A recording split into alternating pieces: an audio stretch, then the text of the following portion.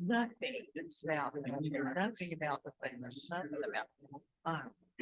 But I do need to go say, TV, you know, so I remember that. My time, yeah.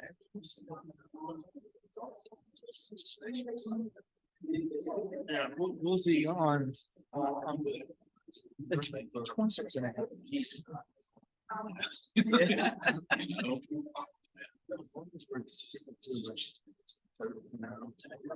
No, the 20th, because it was a holiday. I never.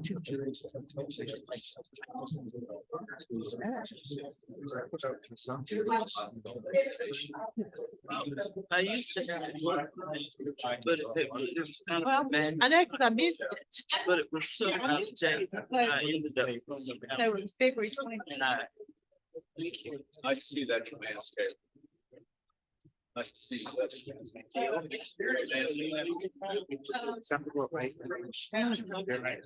Yeah, but I wish I still had it. Well, I have, but I had a client that wanted some services. I would check out, and I keep showing this guy. I can't see. There's somebody that sit next to me in an airplane and tell me that they're sad. I can't. Yeah, I don't have it. It's in my DS. Because I remember I asked you. First. Many times. Well, I had to be careful about breakfast. Extra time. I know you did. All right. I know you did.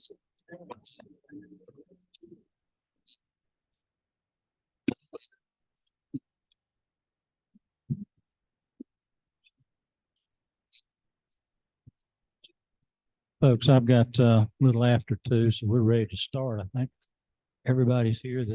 I believe we got 100%. Great. Call the meeting to order. Do I have a motion to approve the minutes of February the 20th? Have a motion, Paul Maurer. Do I have a second? Second from Richard Dubose. Any discussion and or questions and or additions? All those in favor signify by saying aye. Minutes are adopted. I think I'll turn it over to Kayla.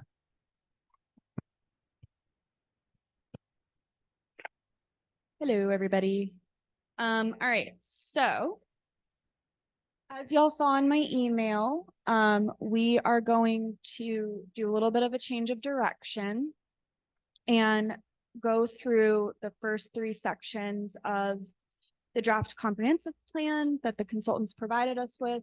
It's still, undergoing a review by them. So there are spelling errors and things like that, but I wanted them to get us something so that we could focus on the content, since I know that the current conditions, public engagement, that was definitely something that I got that the committee really wanted to focus on. So instead of doing implementation today, we're going to talk about these sections. And so I figured we would just go through it piece by piece, have a group discussion. Since this is still a very rough draft, I just ask y'all to keep your comments related to content rather than grammar, spelling, referencing, images, things like that, because this is still a very rough draft. Consultants worked all weekend. I worked Monday to get this to you guys. So, it is still undergoing spell check and everything. So just keep your comments focused on content. Okay. All right. So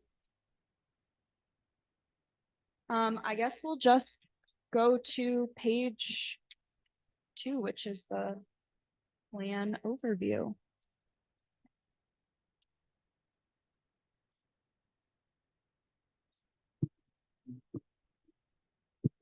So who is Trillium Planning? Okay, I'll give you this. We met the MS consultants, but They're a sub-consultant. I don't know exactly what they did on the plan. Okay, I'll be right back then. They're a sub-consultant on the plan. So they did something specific. I don't know exactly what it was, but it was just additional staffing for MS consultants. So are we paying them? Somebody's saying. MS consultant says we're not. Yeah. I'll be right back.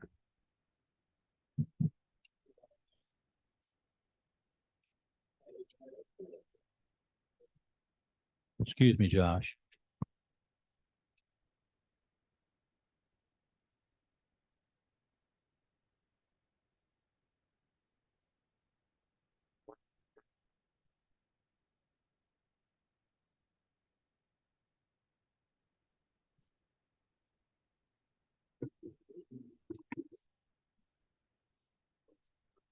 Yeah. You want to share mine?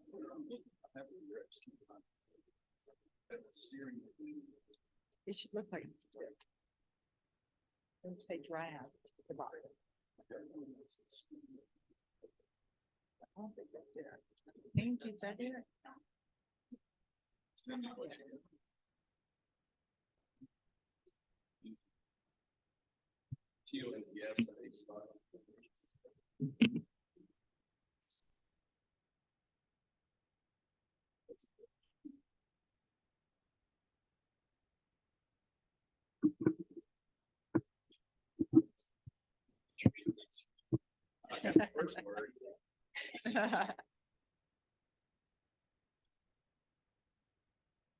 Secret. Yeah, I've worked on everything. 23, 23, 22, 20. Oh, that's good. Yeah. Should do that. Thanks, Josh. That's a great idea. You email it to me. I got one from her last week.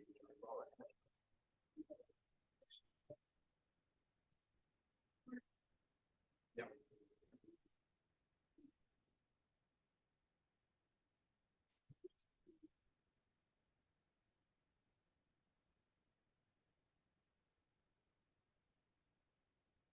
Oh, sorry. What is this? All right. We are. I think, Mark, what does yours look like on the very front page? I got. Yeah, March and draft.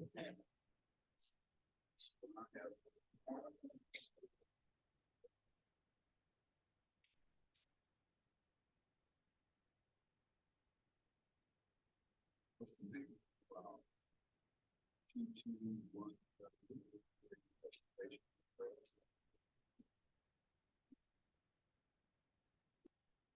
That's what I do.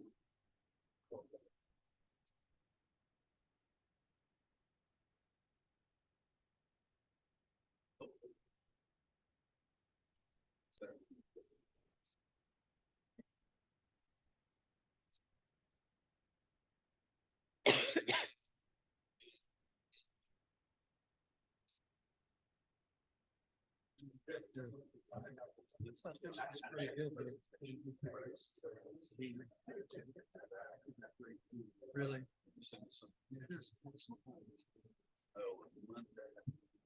Well, it's not the whole thing. No, it's just the first picture. And 2 hours.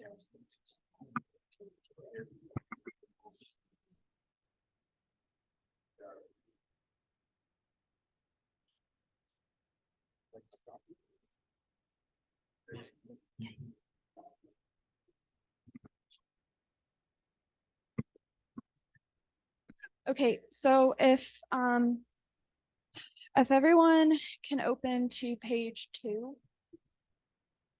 We'll just go ahead and get started there.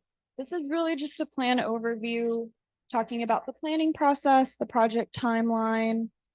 This will change a little bit, obviously, since we're in March. And then an overview of why we do comprehensive plans. So that's all that's in this overview section. Does anyone have any comments on the content that's in here? No?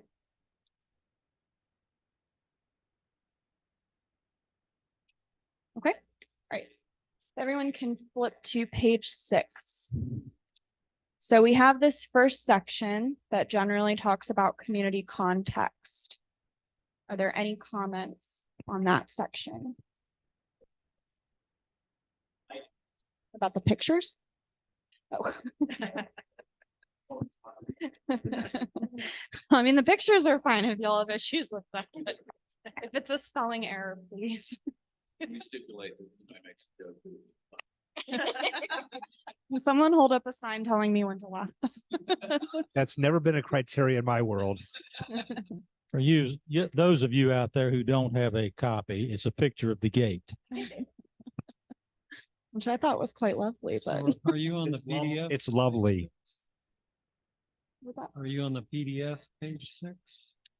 Yeah, Plan it says overview? 6, yeah, right down in the lower left-hand corner of the PDF.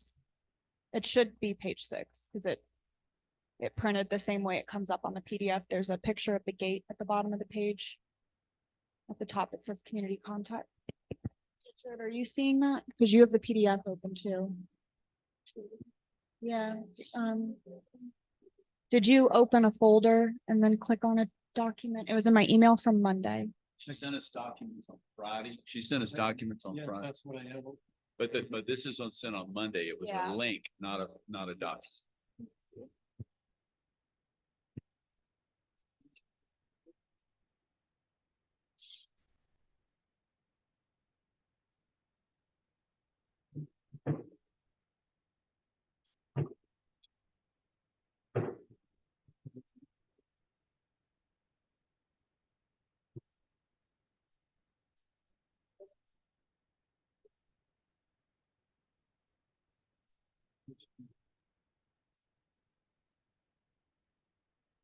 Okay, everyone good?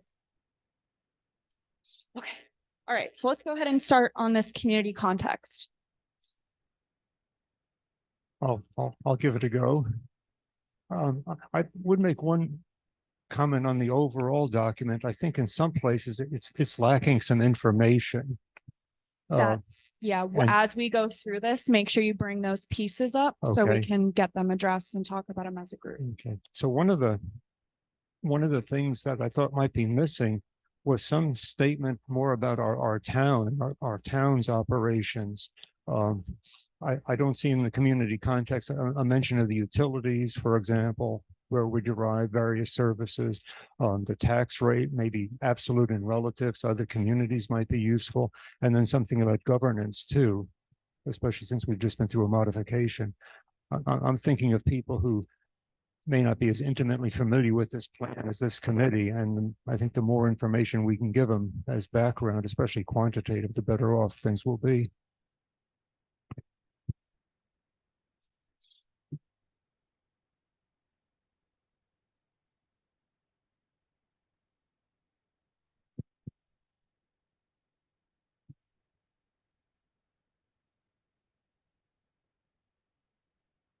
All right, so I'm gonna go ahead and keep moving then.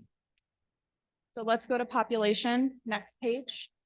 So page 11 of the PDF, page 7 on paper. Just leave the floor open for questions. I don't know if I have a question or a comment, because I've been giving a lot of thought to what Montreat's population is since our last meeting. We have relatively small numbers of people who live here year round. Our highest, I think we talked about, and I think this is true, Mr. Mayor, our highest population peak at any given time in the year is the 4th of July weekend, or the 4th of July holiday, I should say, where we have a huge influx of people from the community, and we probably have our highest summer resident population. You can check our water usage on that day or around those days, and I think that's what I've been told. I've never seen the data. And so judging our population and its impact on our community seems to me to be you have to manage the highest possible capacity at any given time, and you have to manage it for the long term at the same time. So, but that doesn't mean you have to manage for that capacity 365 days a year.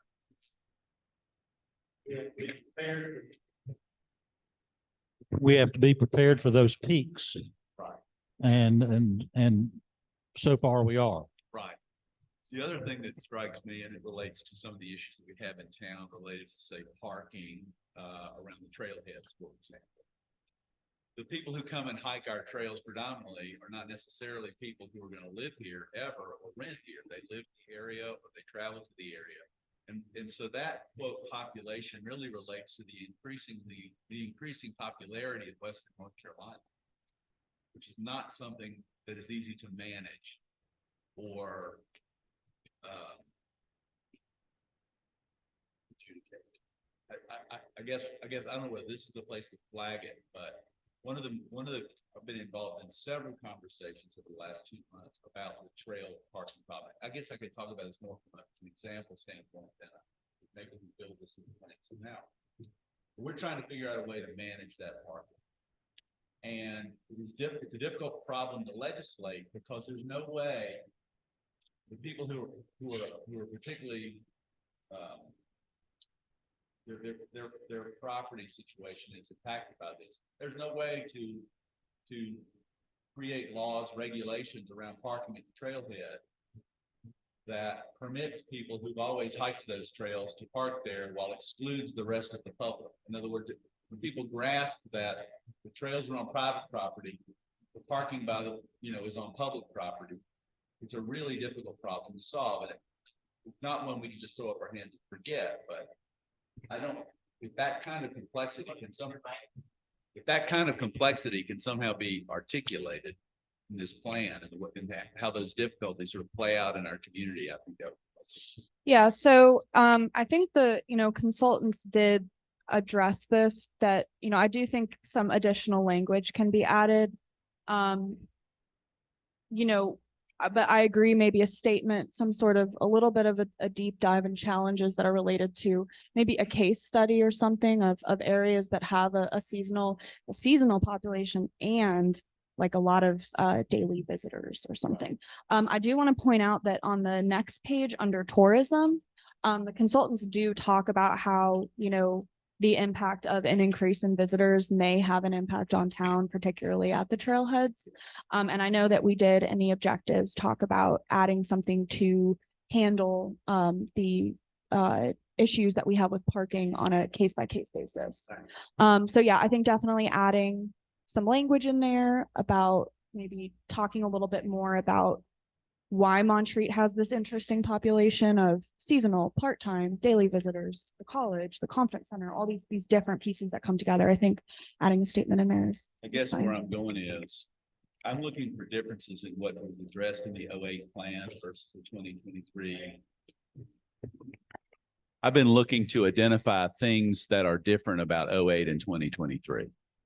And it seems like while a lot of our unique population dynamics have been in place for 100 years, the increasing popularity of Western North Carolina and the growth of this region is something that is probably somewhat different than it was in 2008. Yeah, so the tourism section on the next page is only 2 paragraphs, but I guess we could request to maybe build that out a little bit more. I think some variation examples could be found in looking at some of the beach communities or other communities much like ours that swell greatly in the summertime, and how they address that in their long range plan. Kayla, do you happen to know whether these population numbers include the students at the college or not? They are based off of census data. And So- wherever they're It actually says in the absence of reliable census data. So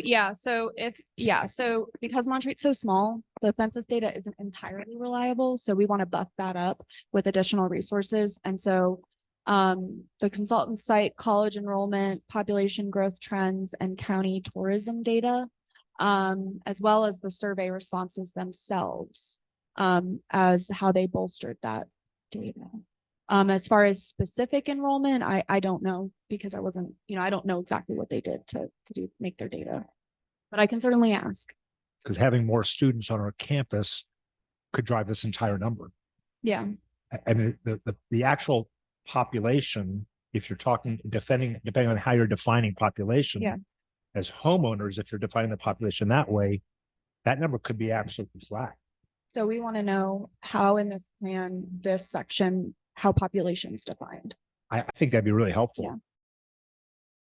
Because I know in the survey, they do break it down between full-time and part-time residents based on how people responded. But I think certainly we can definitely get something in there that explains in the context of this section, what does population mean? And do we have any kind of seasonal, like a yearly look snapshot and how the population changes with the students coming in? And during probably the 3 summer months when there are a lot of homeowners, part-timers up here and the renters. Do we have anything like that we could? How would you propose we capture that information? You mean capture it if you don't have it? No. I mean, there's no vehicle right now like census that captures that information. There's no one going around knocking on doors and taking the data down or dorm rooms doors. So that I don't know how you capture that. If I may, does the college have any idea of how the student numbers fluctuate throughout the school year? Like as far as how many students remain on campus during the summer, how many are here? Oh, yeah, we track all that very closely. Would you be able to provide that to the consultants? And maybe it would lend itself to talking about, while we don't have a specific count, we do know that these 2 major factors, and I'm about to come to you, Richard, with the conference center numbers, which I know you gave us a graph last time.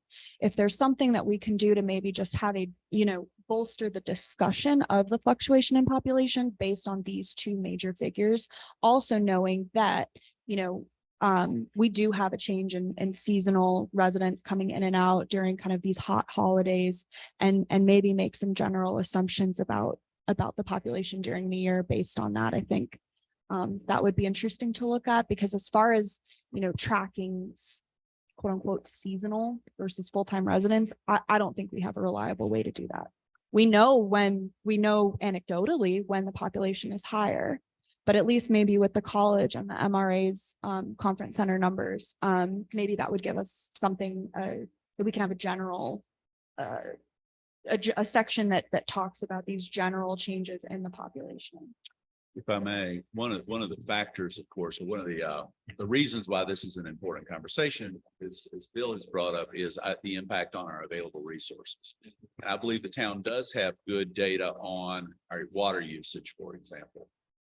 And so we could look at that as a proxy for if not population growth, or you could use it as a proxy for impact. And then make some assumptions about that based on the water usage. There may be other indices as well. Well, along those lines, one other thought would be, just looking at the number of registered voters as a possible proxy for full-time residents. And then, Cal, I'd suggest maybe the use of the word demographics to cast a net over population tourism. We're getting more data here. So I just got a text from Tom Widmer indicating that the population data does in fact include our residential college students. Yeah, I don't know. I don't know what they, No, I don't know what I'm they reporting specifically- what Tom Widmer Yeah, said. He in seems the pretty clear on that. census, in the census, if the students reported that Montreat was their full-time address, they would have been counted in that number. But again, that data is variable. Do So we ever do an auto count in around, or, through the city, through the town? Usually 4th of July, when they're like the Jack Staggs used to like to tell us how many cars they had to direct and people that came into Montreat. And that's we've got the capability. We just don't have a counter. We've got license tag cameras that capture all the tags that come and go. So I'll ask and see if we can, but no data right now.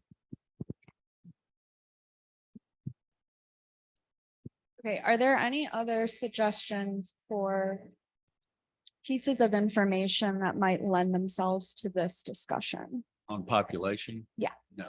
All right. So,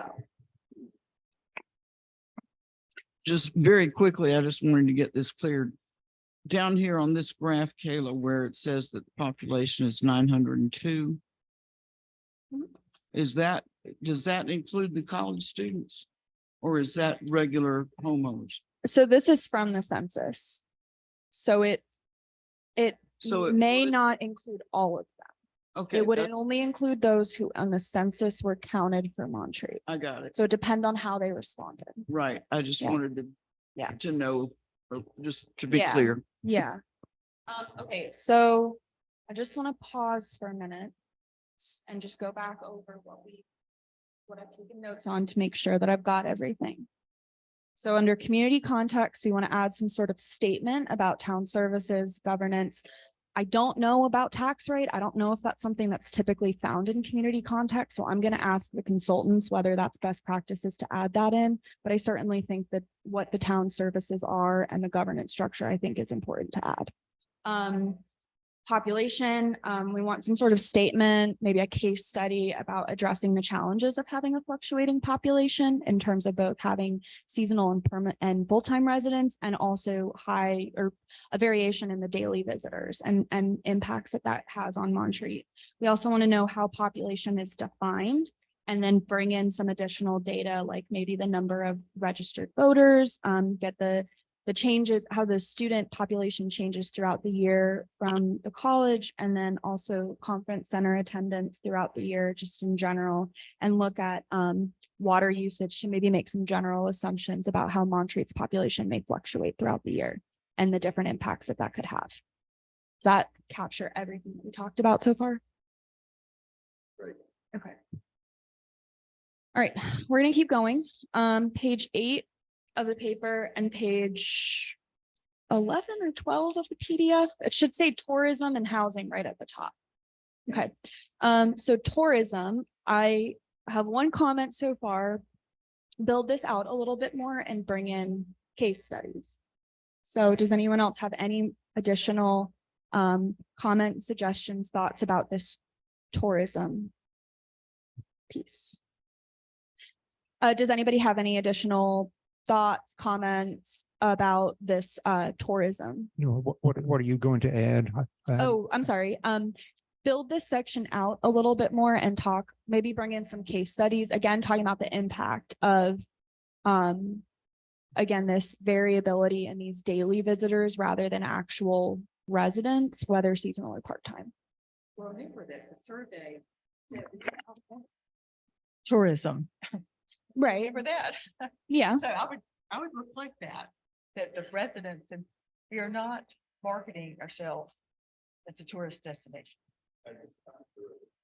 Well, I know. Good point. so maybe make reference to the survey results on the community perception and would. feeling, okay, reference. I would, because that is what the community said. I wouldn't tout it too much because we get a lot of dollars from tourism here. And I wish we got more for all those people that come and use our We do. our trails and all that. kind The of stuff. Travel and Tourism Bureau, So- we get money from the county. We can specifically reference that tourism was one of the items that was explored in the survey and that participants had strong responses towards it, and then just direct people to that section of the plan. Yes, that'd be great. Yeah, sure. Tim, I want to make sure I understand this. So we get money from the county, from the tourists who come through? Tourism dollars in Buncombe County are shared with Montreat. How are they shared? According to the number of tourists that we have, or a percentage, or how are we? Based on population or street, I don't know I'm just the curious. exact formula they use, but we get a portion of it every year. Bed tax, right, Richard? Yes.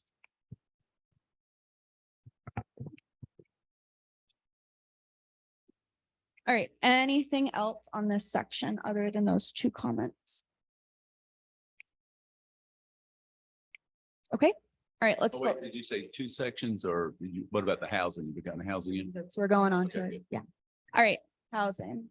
Just let y'all, So not surprisingly, I have a comment. I noticed that it shows a graph in here of the relative median home value to Montreat versus other communities in the area in North Carolina generally. I'm not sure what that tells us about how our community is changing. It seems to me longitudinal data on how home values have risen here, perhaps relative to other areas, would be more informative. And again, we have data at the conference center on this, which I'm happy to share if you want to go into it. About 20 times a year, I am asked to waive our right of first refusal on home properties that are transferred or sold here in Montreat. When that comes to my desk, I sign it. But we also record the sale price, we record the tax value price, et cetera. So we have some data. It's certainly not every transaction in Montreat because some homes don't have those rights attached to the deed. But we have over a period of, you know, if you do 20 a year over a period of a decade, you're going to come up with some longitudinal data on generally what's happening with our real estate market here in Montreat. If you all would find that helpful, I'd be happy to share. So, I have two pieces to that. So this is not only showing change, it's also showing current conditions too. I'm not seeing where it shows change. Can you Right. So in response to adding in items about change, we're Oh. also including existing conditions. So I do think adding in longitudinal data would be good, and we can pull that from tax records. Great. Yeah, we got that. Okay, we could definitely get that added in. And I agree, I think it would be helpful to show. Okay, and next discussion on housing. The other thing, and I don't know how we get at this, but how is the rental market changing in Montreat? Since 2008, you've had the advent of Airbnb, VRBO. We know anecdotally at the conference center that our conferees are finding it more difficult to find places to rent in the summertime. What we don't know is why. We don't know whether it's because of a change in housing stock, whether it's a change in population, more people wanting to be up here all summer and not fewer houses on the market for rent to youth. We don't know why, but we know it's happening.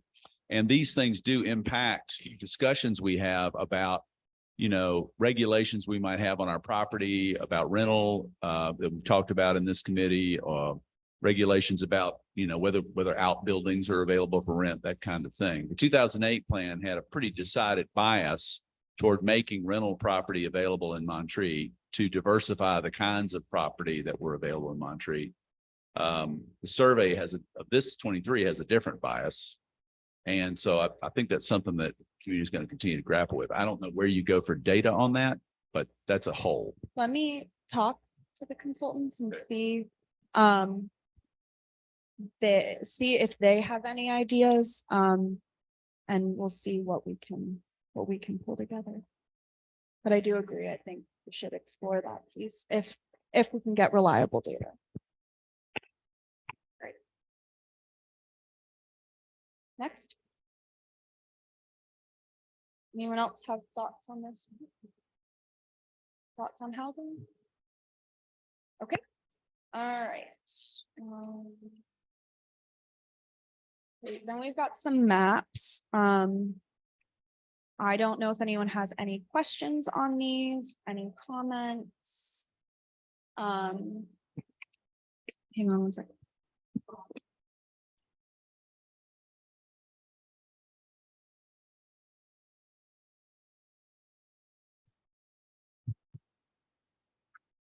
Well, Does anyone? just a very, very short comment. First of all, I like these maps. It's enlightening to see where the rental properties are on map page 10.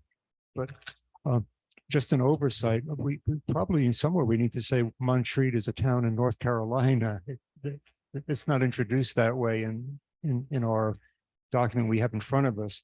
And one thing one could do is put on one of these maps, a simple location map, state of North Carolina outlined with a dot where Montreat is, so that somebody coming along and picking up knows where we are. Yeah, maybe we can put that on the front of the plan. Yeah. I have a small graphic suggestion. Yeah. And that is, if one glancing at this map might conclude that the town of Montreat is larger than it is, I think the town is labeled correctly. But the map is labeled correctly, but if you look at it closely, you see that the ETJ has just a vague shadow. Yeah.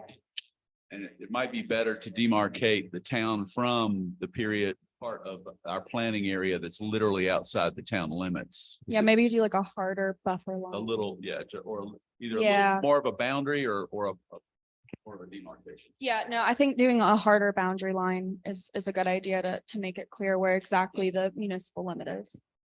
Let me, just give me 1 second. I have a lot of papers and then let me write those.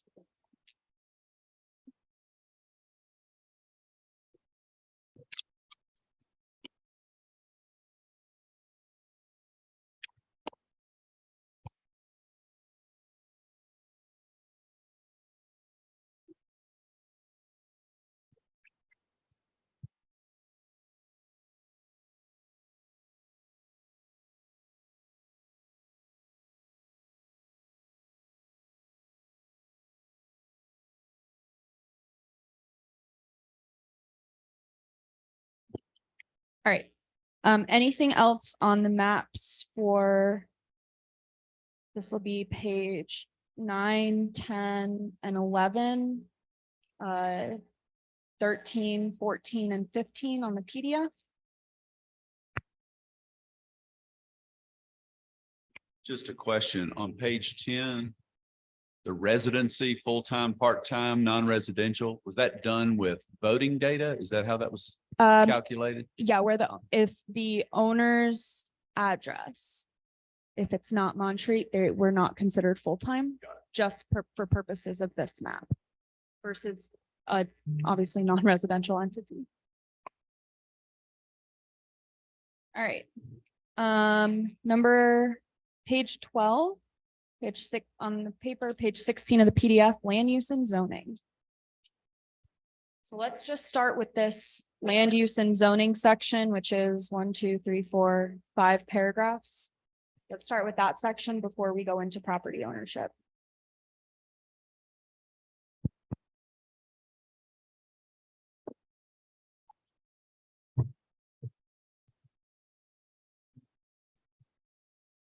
Looks like to me they took it directly from the zoning ordinances. You wrote some of this, so is it right? Okay, it's right. Yeah. I found her to be very resourceful and accurate. Yeah, I wrote most of this. So as far as the content goes of the zoning regulations, that's accurate. Okay, I guess to kick off the comments, very first sentence, 3/4 of the land in Montreat is conserved and cannot be developed. I'd almost want to put a comma there and say because, and state the reason for why that land cannot be developed. We all know about steep slopes, but new residents might. It's not because of the steep slopes. It's because of the conservation easement. Right, because when they're saying Montreat, they mean the planning and zoning jurisdiction, which includes the ETJ, which includes that giant piece of land that goes up to the top of Graybeard. Tremendous amount of land I in read that. conservancy. So about, if Montreat is 5,000 acres plus or minus, the conservation easement is about 2,500 acres. Might be good to put that in there. I assume you were talking about the town of Montreat. 3/4 of land. So I think my point still holds. The land conserved cannot be developed, comma, because a conservation easement has been declared for X number of acres. Well, and again, there's a green space agreement that the town currently operates that conserves a good bit more than that, obviously around towns. And then there are steep slope restrictions, floodplain, things like that. Another thing that I noticed on that full-time, part-time residency thing is the undeveloped land is coming up. One of the places where full-time residents are marked on that map are in the undeveloped property that the MRA owns. So that map doesn't explicitly show full-time residents because it includes lots that we own with a Montreat address, but have not been developed. Nobody's living on the full-time residential land. Yeah, I'm looking at Harmony Branch. Yeah, right exactly. now. You see what I'm saying? Yeah, we need to talk to them about how. Richard, that's how many all- parcels does that represent? Oh, I can't say off the top of my head. It's about $2 million of tax value. But the number, I can't remember, maybe 40 acres. Is that right? Something like, I can look it up. Yeah, I may work with them on this map. Vacant land, maybe. Ownership is complicated in Montreat. Well, it's clear we own it, not nobody living on Yeah, okay. All right, so we're gonna clarify that when we're talking about Montreat, we're talking about that it's a municipality and it's ETJ, so it's planning and zoning, planning and development jurisdiction. Let's see, I thought we had, yeah, and I think adding in there that, you know, environmental factors and a permanent conservation easement are some of the reasons that most of this land is considered undevelopable. First sentence under property ownership kind of makes that clear. Mm-hmm.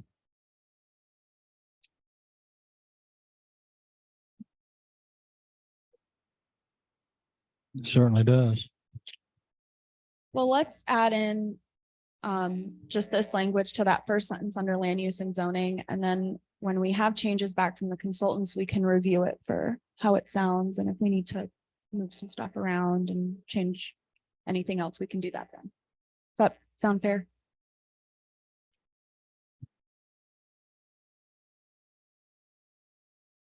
Okay, anything else under land use and zoning? All right, let's go on to property ownership. So this goes, it's just that paragraph on page 12 of the paper, page 16 of the PDF.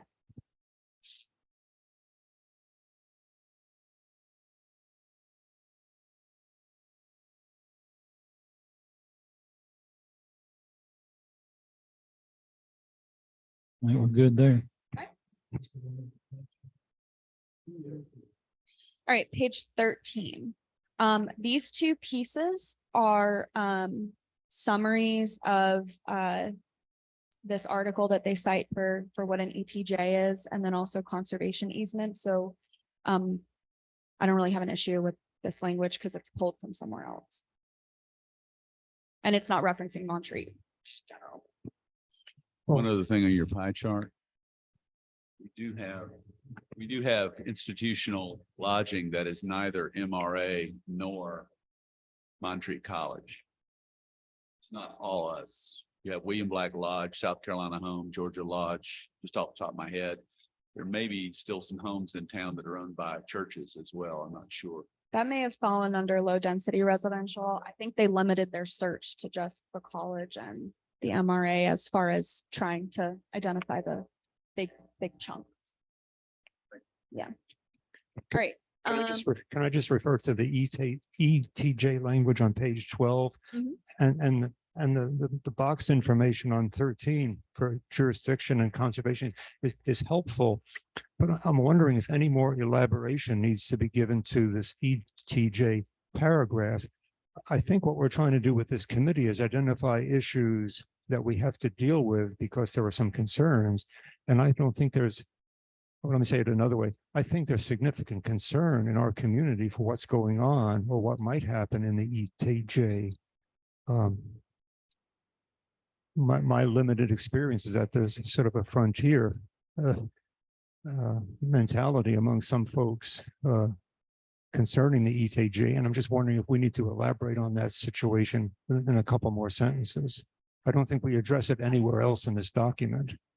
I think the statement of what an ETJ is fine. The concerns could be shown somewhere else if necessary. Well, and I would hesitate to define the concerns because it's not really a piece of information that the consultants collected. It would be anecdotal. And I because the ETJ is such a hot topic, I think limiting it to that we have planning and development jurisdiction over that area to regulate the impact of future development, I think is enough. I don't think we need to get into whether these areas are actually developable, what could possibly go there. I think that would, I wouldn't want it. Is it worth mentioning, though, that the town doesn't have taxation authority over the ETJ, homes in the ETJ? I think we need to make that distinction because that's huge.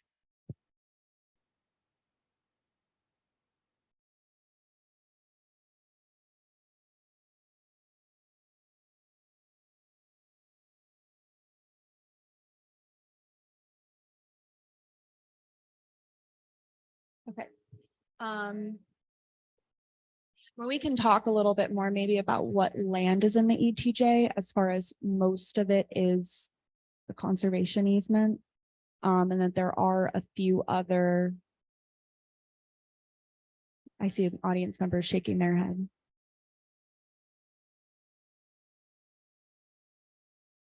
Yeah. It's, yeah, it's this whole section. From here to up. That's all ETJ. This out here is all conservation easement. About 2,500 acres.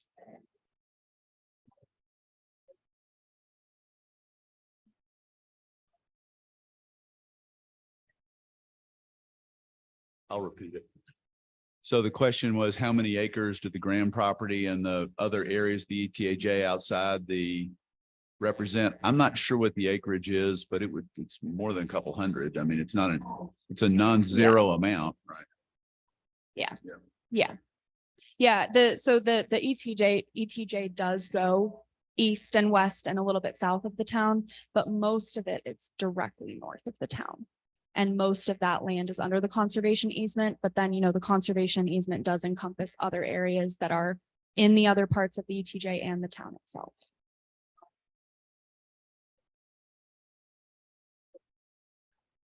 Yeah. Yeah, I mean, No, not married. I need to step to the mic. no, we can add something in about the composition of the ETJ. I just would hesitate to put specific concerns in specific areas, and I'd rather talk generally about these concerns of, potential. So I think we can certainly add something in there. So yeah, let me see what we can do.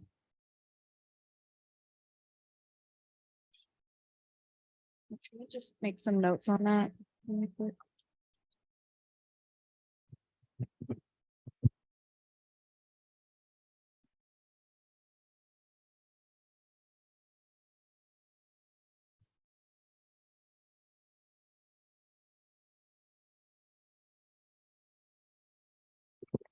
Okay. All right, we'll see what we can pull together for that. So let me double into that. 10, 11, 12, 13. Okay. All right. 14 and 15 of the paper and 18 and 19 of the PDF are just some more maps. Does anyone have any comments on those?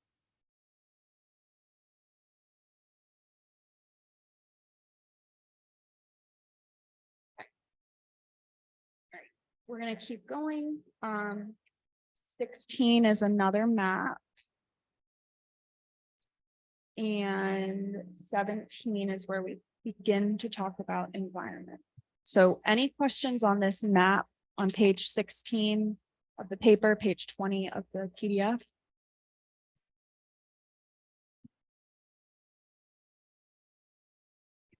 Just looking at page 16, I think it's a color thing. The town of Montreat is coded for gray. The Montreat ETJ is coded for gray. Yeah, And then you got a light green overlaying all of that. So I mean, it's confusing. yeah, it's wrong.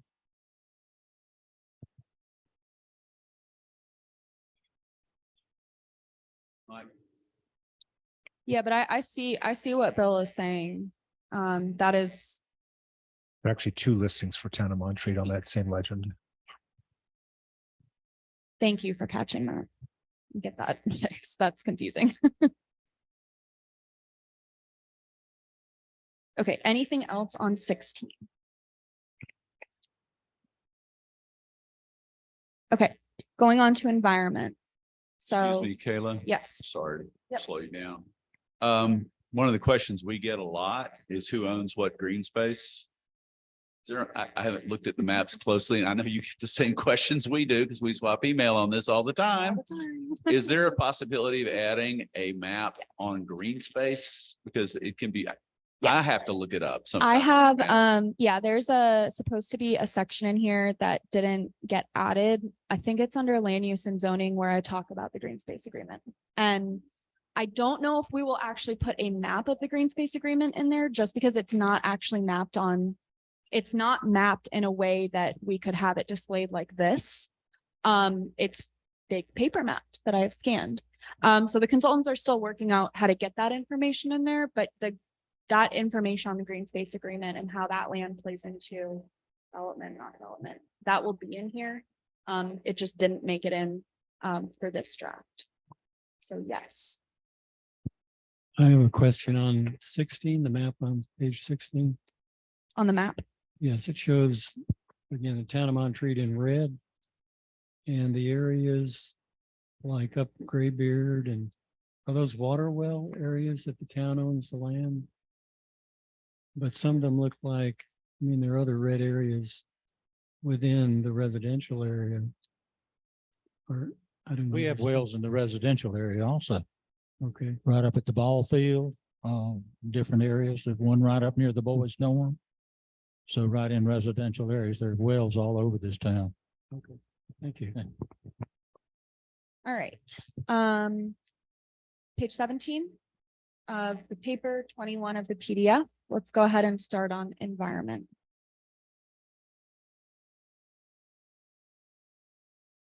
I know Bill will have questions. Here he goes again, but Yeah. bear with me. You've all got March Madness and basketball to look forward to.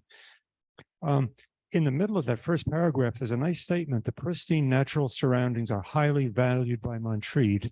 I guess I'd say, what do we mean by highly valued? And I've got a suggestion how you could document that, depending on how far into the weeds we want to go. But most of us will remember the 2020 community survey. And there's a nice color bar chart there. And there's a nice table where I think 8 different attributes of the town are listed. And Flat Creek comes out concern number 1. Then there's a second kind of environmental issue, number 1. But if you go back to that 2020 report, you could simply lift out the little chart and slap it in here, period. And then my only other comment on this section is, I think we probably need to mention invasive species. Japanese knotweed comes to mind.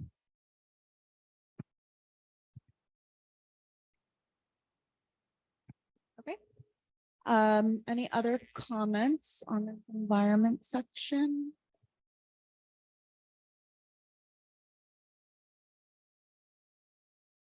Okay. All right, we're gonna go on to page 18 of the paper, 22 of the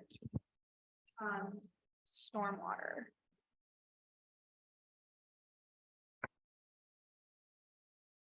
And I did have comments on this. So how the regulations that are listed in here are correct as far as zoning goes. So don't worry about it.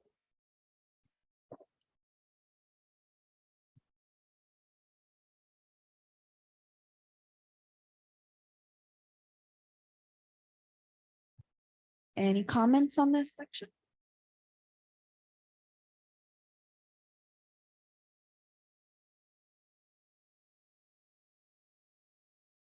I'm waiting for Bill's comments.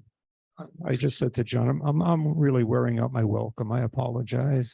Number 1, I've got a really nice picture of silt running into Lake Susan that documents the runoff problem, the soil sediment contamination problem, if you'd like to put that in there. And then secondly, we may explicitly mention our Land of Sky partnership in terms of developing the stormwater ordinance, but again, I don't know if that's worth mentioning or not. Oh, and then the last question was, who is required to have a stormwater permit? That's not clear to me, but that's beyond this. Yeah, I do not want to put that in here. As zoning administrator, I'll put a hard stop on that. That is really complicated and I don't want anyone to read this plan and have a conflict with the regulations and they may change and I don't want to have to, yeah. So I think what's in here is fine. I helped write this section, so I'm okay with how they reference the ordinances. As far as mentioning the partnership with Land of Sky, I don't think we need to do that for the stormwater ordinance. And as far as that image, if you want to send it to me and I'll send it to the consultants and see if they want to use it in there. Okay. Anything else?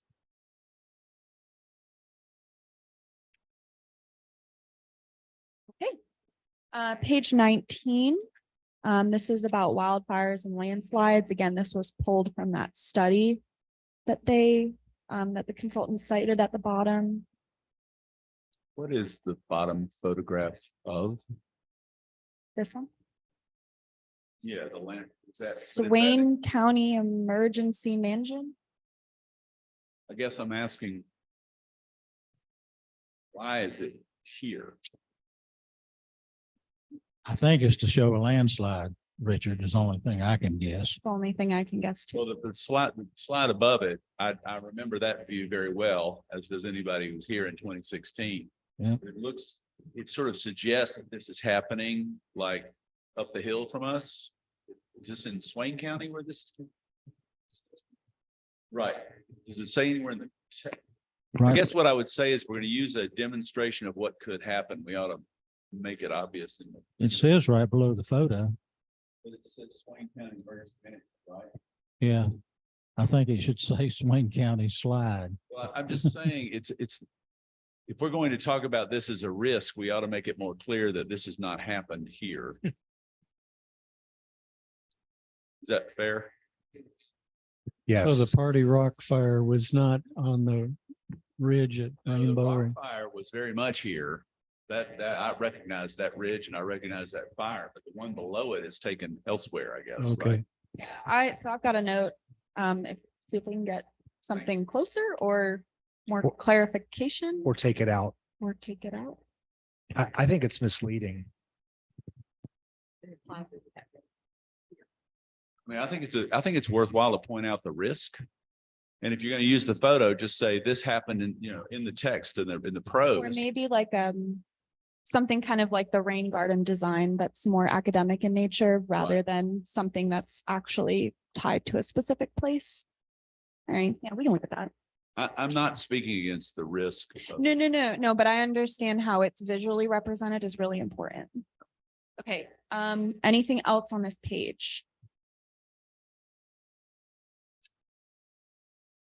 All right, we're gonna keep going.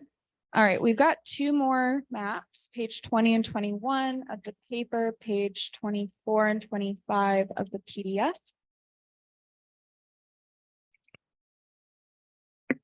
Quick question, Kayla, Yes. on the legend under land stability, Mhm. very high, does that mean that's a high chance of land being unstable, or is it very low? I can't tell what it means, which way this goes. I think that's a great question.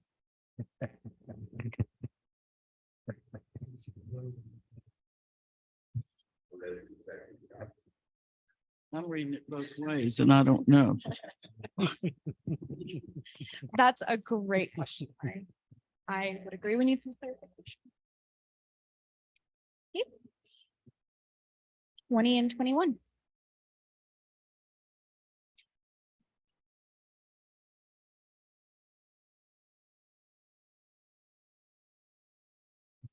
All right, we'll keep going. We've got two more maps, 22, page 22 and 23. 26 and 27 on the PDF.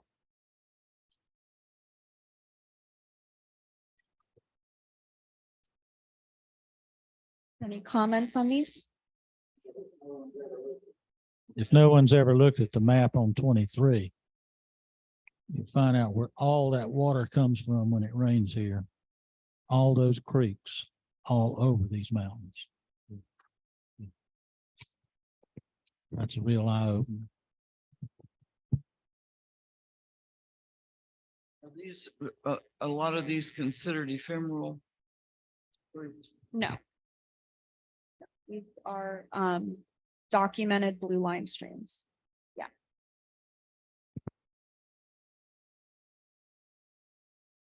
All right. Bill, any any comments about okay.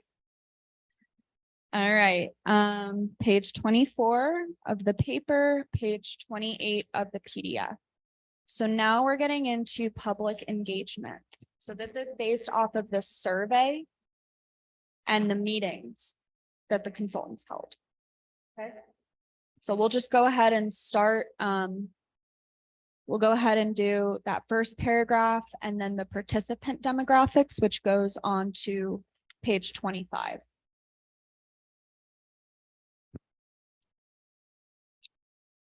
Comment. Mhm. One of the things I noticed about the pie chart is that it didn't include, doesn't appear to include the category less than 1 month.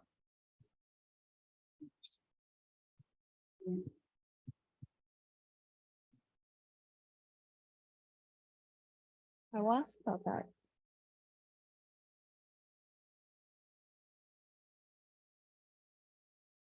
Okay.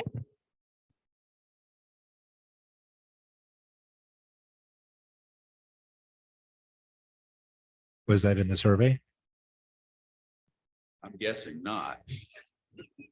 Don't think we're gonna get that data. Just noting that the 1 to 3 months, if I were filling out a survey and that was the lowest I could go when I was here 1 week a year, that's the one I would check. Maybe that's important to state then in that first paragraph, that online survey.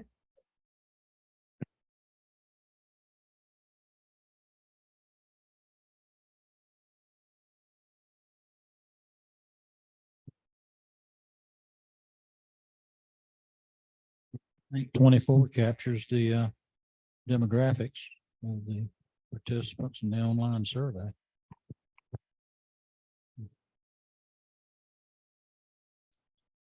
So we'll go on to 25. So this is where they talk about the 2022 survey a little bit. Bill. So I know they have access to that. As far as that comment that you'd made earlier about that chart. What did I say? 2022? Okay, it's 2020. Sorry. Okay, so page 25 of the paper, page 29 of the PDF. We'll just do that that paragraph about the 2020 survey. Anyone have any comments about that paragraph?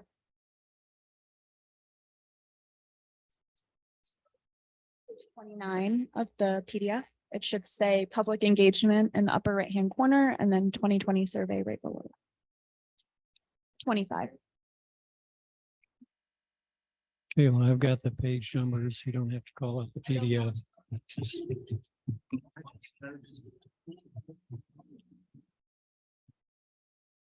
Okay. Any comments on this paragraph?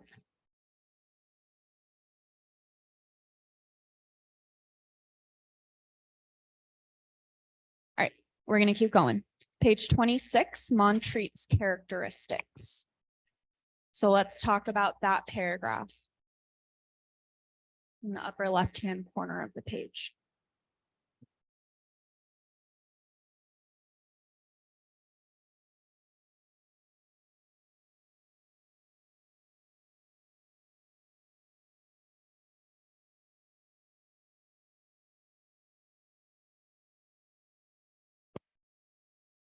Thoughts, comments? Well, just a thought. Bill had mentioned the 2020 survey, and I'm wondering if anything had changed. Maybe it hadn't in what people valued as Montreat's characteristics. If there were any new ideas or, you know, is there something changing? Just thought. So I don't have that answer, but I think it's a good question to ask. So I've noted it and, uh, I'll take a look at that and then if just maybe, work with that, see if it feels like it should be in there, if there has been a big change. But I've noted that that'd be something interesting to see. Especially because we do have access to the 2020 survey stuff. I'm glad to see some of the changes because I was just pointing out to Richard, I had not noticed before, but if you look under 2020 next to beautiful, it says they love Montreat because it's white. Thankfully, it doesn't say that in 2022.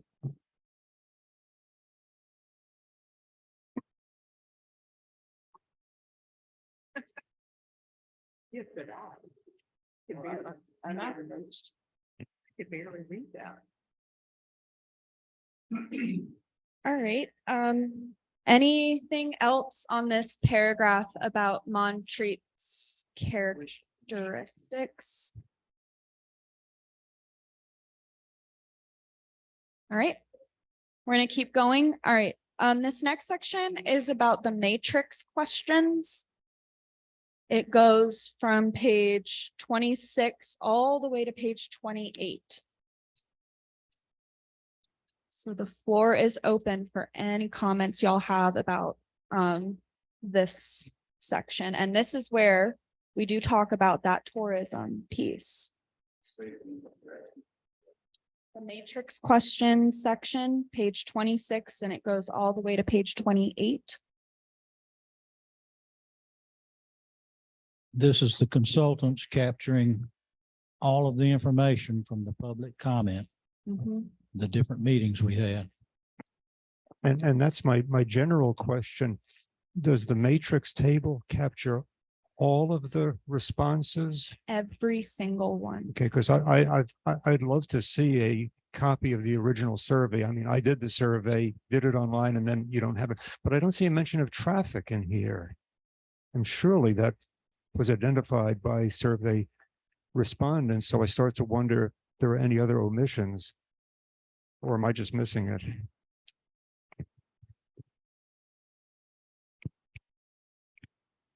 Let me see if I have a copy of the survey.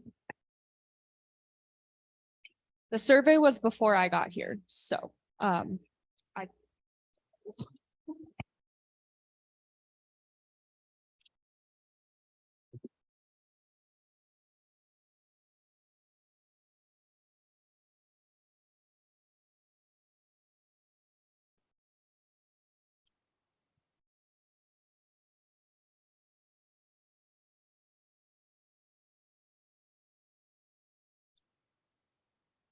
They may not have posed it in the questions. Because I don't see any of the questions addressing traffic, and I don't know why, but I know it came up in some of the public meetings, so, I mean, some of the other meetings, so it should show up somewhere. yeah, y'all have to give me a minute on that. While I'm looking at this, let's go on to, is there any other piece about this besides confirming that the entire survey was included in the plan? Is there any other items on this while I try to find a copy of the survey? So I would.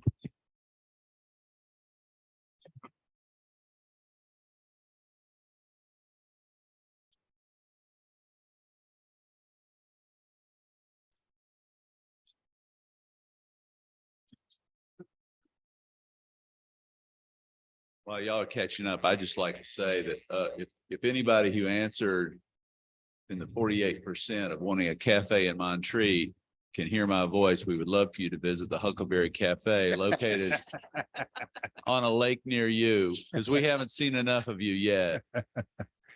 Do you have some coupons to pass out? That would defeat the purpose of the announcement. So on page 27, figure 2.5, I think the interpretation of agree to disagree is a little confusing. I agree, and I'm glad somebody said something about this. Where are you all? figure 2.5 on page 27. It's, how to interpret whether this is agreement or disagreement. I'm a little lost. It's trying to, I know it's trying to show all the data, but I find these charts confusing. It's really hard to, and they're varying shades of green. Or one color. Do we disagree or agree? And that's what we're trying to understand here, right?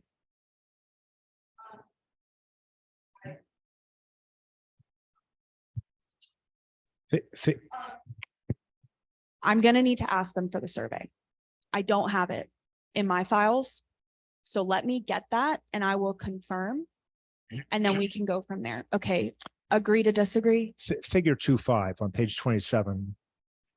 It's very hard to interpret the data.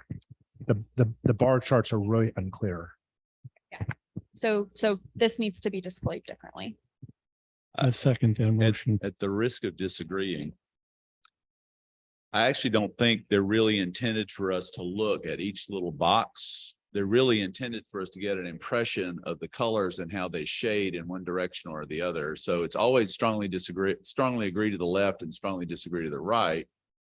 So I think we're supposed to look at these things and say, if you've got a really dark line, you're in strong agreement. If you've got a really light line, you're in strong disagreement.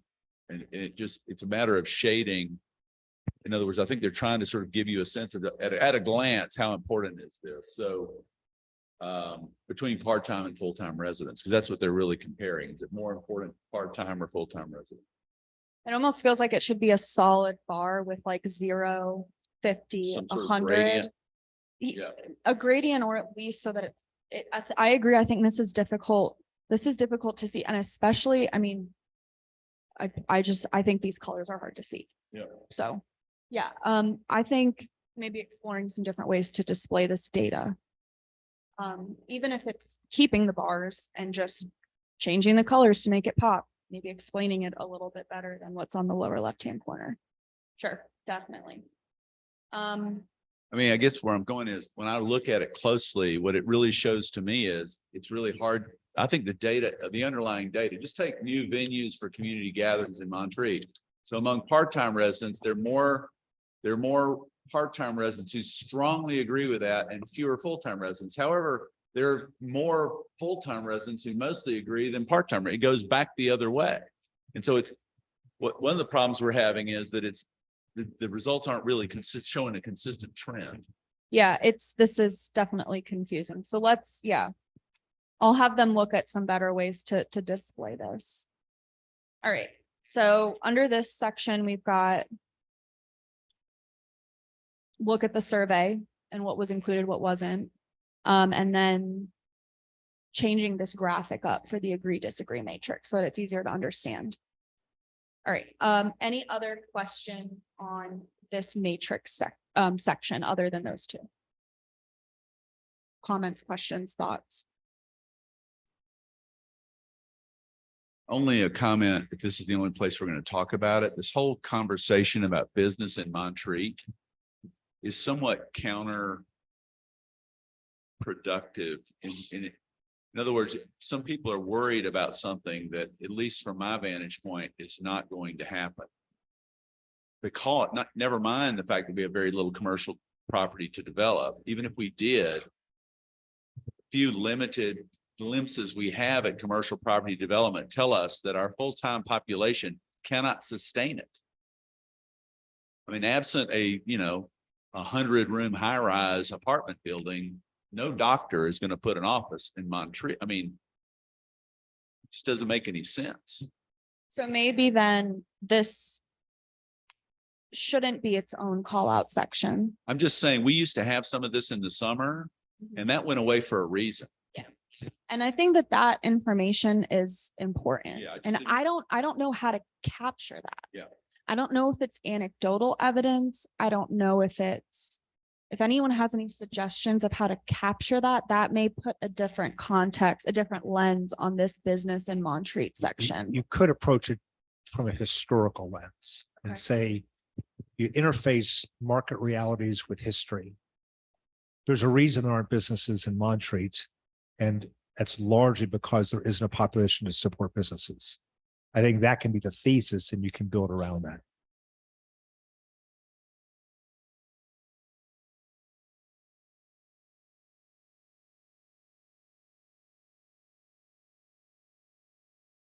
Yeah, if anybody has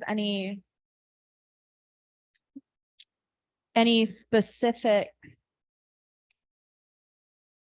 places that we can point the consultants to, as far as, I mean, I hear what you're saying is that looking at the population itself and just generally what population does it take to support a business? But if there's any other historical pieces that I may not have access to, if anyone can point me towards them, so I can point the consultants towards them. I don't know if it's There news.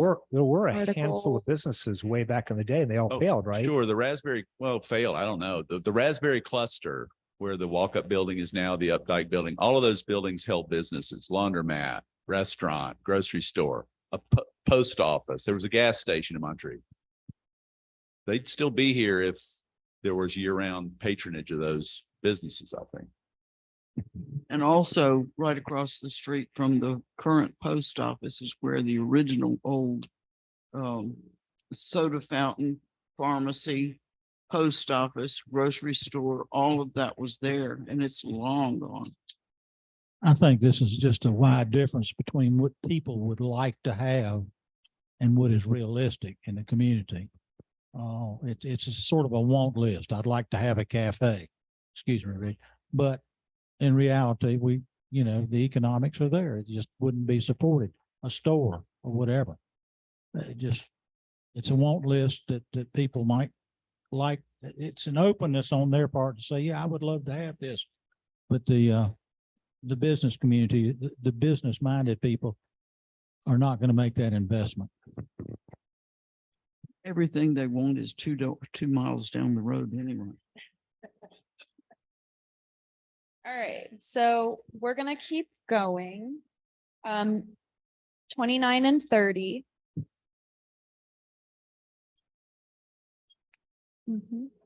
Any comments on these?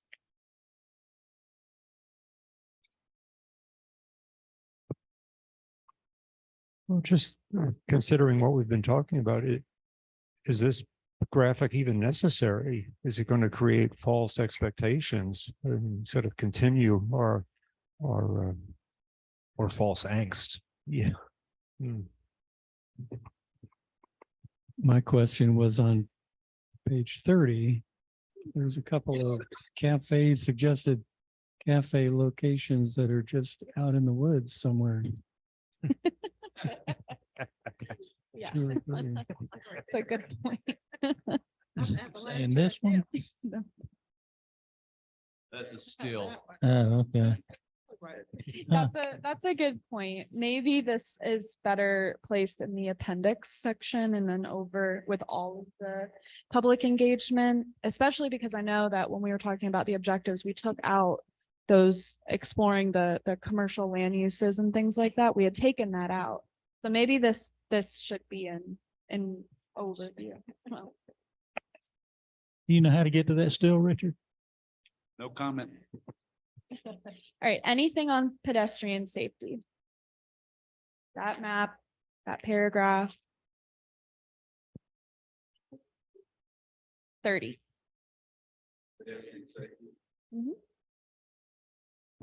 Who identified these? And how was it identified? Do you know?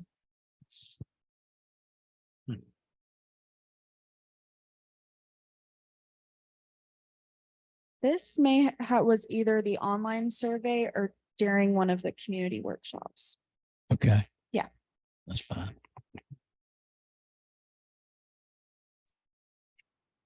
All right, I'm gonna keep going.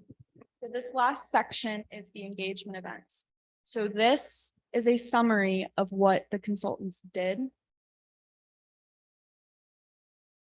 It's not as this is exactly what the consultants got from the community. I'll just say that and then let y'all comment.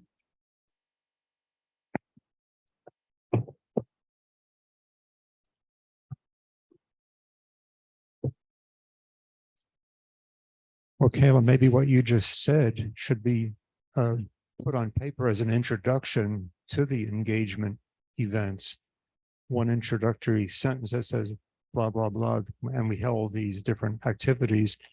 And then I'll just mention in the first paragraph, I'll read the next to last sentence to you. I mean, there's an error here, and I think it would be embarrassing if it continues. There were 4 mini meetings held with a total of 56 participants at all 3 meetings. Well, was it 3 or was it 4? And then 4 dates are listed.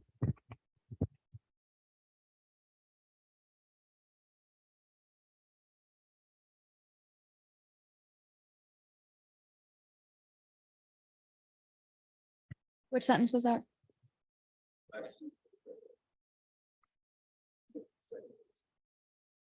How many meetings? 56. I think it's 56 participants attending at least one.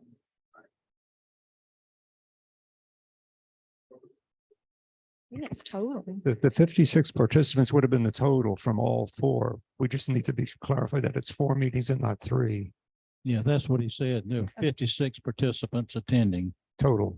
Right. But Okay. the way it reads is that the 56 participants attended all 3 meetings. What I'm saying is that at least one of the 4 meetings. So that sentence just needs to be rewritten. I just wonder whether the word consensus is a little. It feels a little loaded to me. If you've got 56 people and there's consensus, how do they know there's consensus and what does that actually mean? It just feels a little heavy to me. Whereas, Bolded, second paragraph, first 5 lines down. From construction vehicles and consensus that no more large developments were desired in Montreat.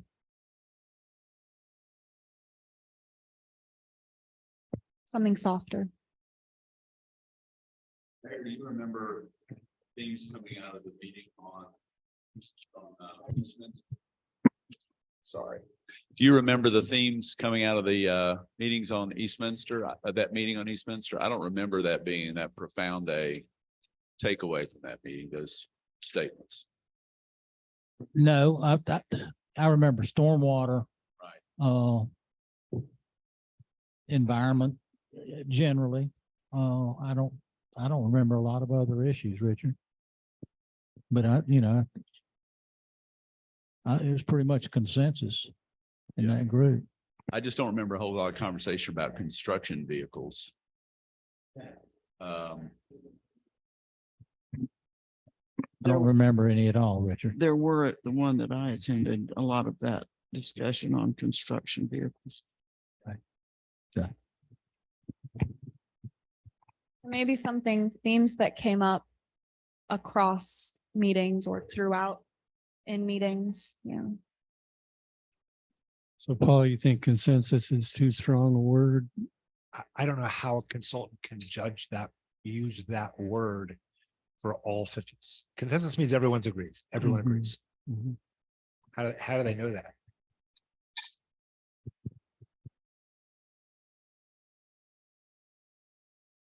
So maybe desire to limit large development. It seems like an absolutist Yeah. word. In a place that doesn't seem to belong.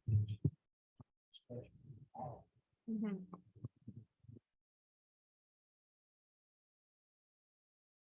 Yeah. Okay. Concern. Concern. Sure. The previous concern with increased traffic and concern with large developments. Sure. Okay. Anything else in this engagement events section? Many meetings, community workshop, Montreat Bayou.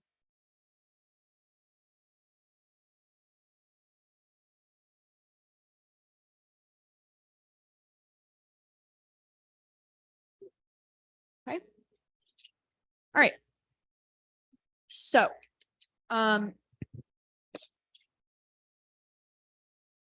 so these are the first 3 sections of the plan. The last 2 sections are going to be the objectives and vision statements that we had all worked on. and then the implementation that myself, Ben, and the mayor worked on. So I'm going to take all these comments and some additional comments that I have for the consultants, have them incorporate that, and then get me another draft. I'd like to know from the committee, do y'all want to just, okay, so we can go two ways with this. We can either see a rough draft like this of those last two sections, or I can send all these comments back to the consultants, and the next time we meet, we start actually reviewing the draft version of the plan, no spelling errors, everything cited correctly. Which way do y'all want to go? Because remember, we did spend a lot of time on those objectives. Nothing has changed from the last time we met. I don't have any preference. Which way moves us along quicker? The latter, actually beginning the review of the draft plan.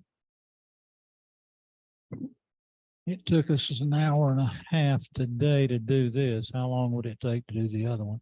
About 2 hours or longer? Because do we have to review this one again? The one we just went through? So Can you take us through or just say the changes have been made? Let me respond to that first part about those last two sections. We spent 2-3 meetings going over the objectives and the vision statements. I would hope there would be no comments on those because they're exactly as the committee decided on them. The implementation plan, I know there was the sense that, the town needed to be sure that it was feasible in a way that worked for the staff members who would actually be implementing the plan. So that's what we've done. I would not anticipate, if the committee wanted to look at the very rough draft version of those sections, that would take a very long time. However, what would expedite would be to have the consultants prepare the full draft plan and we start working on that rather than doing this again for the last two sections, which we've kind of already done. That sounds fine to me. It'd be Yeah. nice to see it all together. Yeah. Okay. Mhm. All right. So, what I'll do, I'm gonna get all this together, send it to the consultants, have them work on it. If the college and the conference center could maybe send me those, fluctuations in the student population and the, conference attendance numbers, just to flesh out that population portion, to talk about that, throughout the year, how that population fluctuates. If y'all wouldn't mind doing that for me, that would be great, and I can take care of the rest. Do you have any estimate on time it's going to take the consultants to come up with the final draft? Trying to set the next meeting.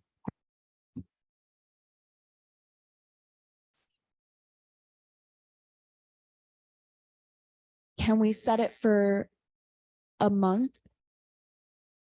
Okay.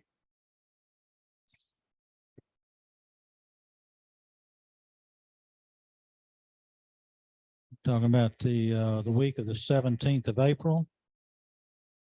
Is that right?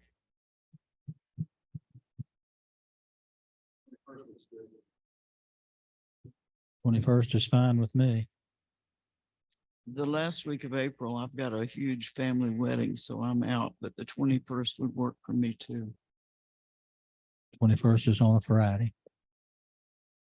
Angie loves having company on a Friday.